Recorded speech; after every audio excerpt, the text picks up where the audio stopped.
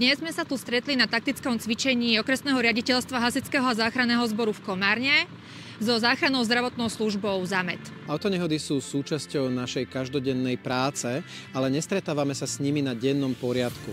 Preto je dobré, aby sme aj takéto udalosti trénovali a keďže na autonehode nikdy nie sme sami, ale spolupracujeme s hasičmi, je potrebné spoločne aj trénovať.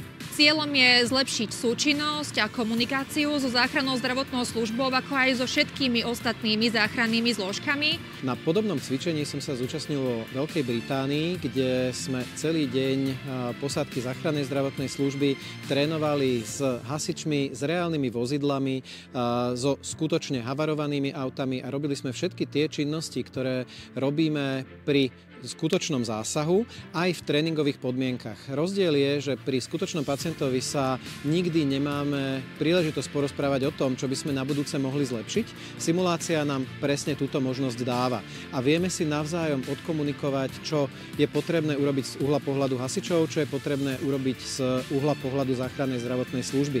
Pri bežných každodenných zásahoch sa staráme v prvom rade o pacienta a bezpečnosť cestnej premávky všetkých okoloidúcich a nemáme čas viesť siahodlhé rozhovory o tom, ako by sme mohli zlepšiť našu spoluprácu.